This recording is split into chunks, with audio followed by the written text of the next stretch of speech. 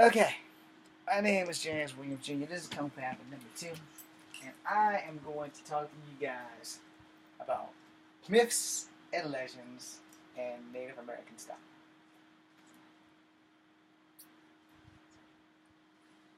Along with other Asian stuff. Okay, so you've been watching my videos, and I've been filming a lot today. So this is probably the last one I film before I carry my ass to work. The thing with myths and legends and things is that every bit of them have some small grain of truth. So when I set out to write my graphic novel about Love 13, I decided to only use the things that I've learned in my life through Kung Fu and through my own ethnic background histories of Native American legends. Now, being that I'm part black, white, and Native American, I know more Native American legends than I know white legends or black legends. In fact, the only black legend that I know for sure is probably Kunta Kinte and old John Henry. And then I can't think of his name right now, but he was the black guy, Frederick Douglass, that started guerrilla warfare. Outside of that, I've got nothing. Now, if you ask me about Native American legends, I can tell you about Bigfoot. I can tell you about Coyote. I can tell you about the Thunderbird. I can tell you about the Deer Woman. I can tell you about the Ice Goddess, or whatever the heck her name is, from the Alaskan tribes. Alright, because they are Native Americans, whether they aren't governmentally recognized or whatever, I can still tell you about it. Alright? Now, the thing with that is, every myth and legend has some hints of truth to that. Yes, Native Americans did have trolls, and maybe they had, like, fairy stuff, but I don't know much about those. I know that they had, like, the scary trolls that kidnap children, but I can't remember the name of them. So we're going to leave that off the video for this topic matter. Now, as you all know, and if you haven't known, and I went and got this little encyclopedia from days of long gone past that Native Americans are Asian. So, during the Great Splinter, things specifically changed tribally. Everyone who knows about Coyote has changed tribally. Coyote the Trickster. Basically, he is like the Native American version of Loki. He's a shapeshifter, he can change, he likes to play jokes, and he really didn't cause a problem until the Europeans came over and started taking every damn thing. So, there you have that. Now you have the Yetis, and you have the Virginia 13 colonies, which no one has explored this theory, so I'm going to throw this out here one more time, because no one cares, but I'm going to throw it out here. The 13 colonies of Virginia. They span all of Virginia, alright? Now, before the 13 colonies came through, you had John Smith and the Powhatans, and you had Pocahontas and all that shit, which led to everyone else coming over and all that stuff. So we're going to speed past that. And we're going to go into these 13 colonies really fast. Now, the thing about the 13 colonies is that, alright, before this ever happened, when America was young, and the Native Americans splintered into North America, Canada, South America, the North Pole, etc. The whole American hemisphere, this whole big chunk of land that all these tribes splintered in from. Okay. Before this happened, there were, supposedly, and I'm only speculating because I wasn't there, so supposedly there were the Yetis.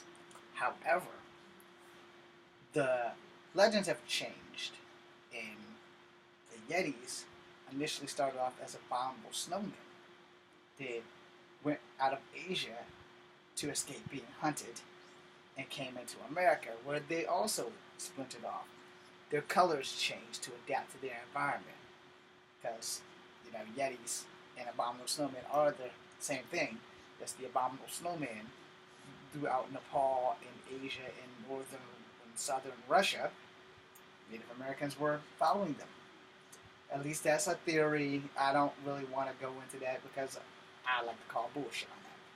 But there supposedly may have always been Yetis over there. So when we cross the Bering Straits when we got across and decided to go out and journey and explore things. Because remember, Native Americans came from the west to the east, and they made oppressive footholds. They had 20,000 years here to make their cultures known, to make weapons, teepees, huts, canoes, kayaks, things that they needed, and they never took more than they gave. They preyed to species of creatures before they killed them, ate them, and used their hides to survive.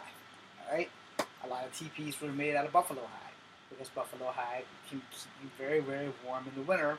If you don't know anything about any of this, you should probably do your research. In fact, here's a tip: why don't you go ask a Native American? And don't be a douche about it. It's like, look, can I please ask you about your culture?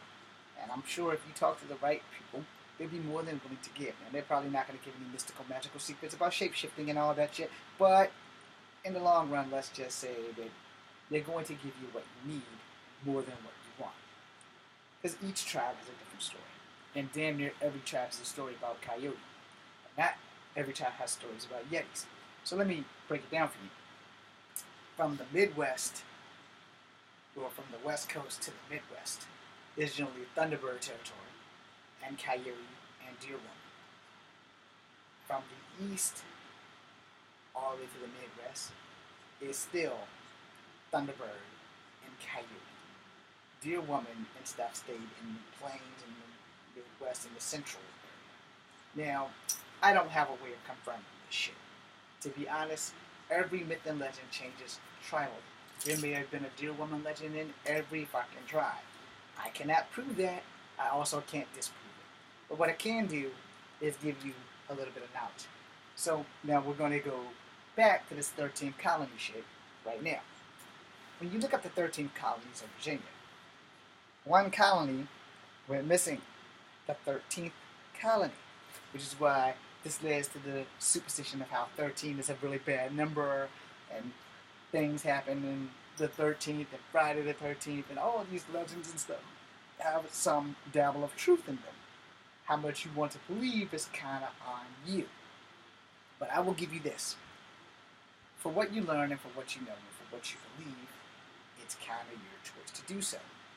You don't have to believe nothing I'm saying, but you can always research it and find out how close to right I am versus how close to wrong I am, and then you can decide if you want to give me this middle finger here, or two of them, or whatever. So, I made up a story called Guardians.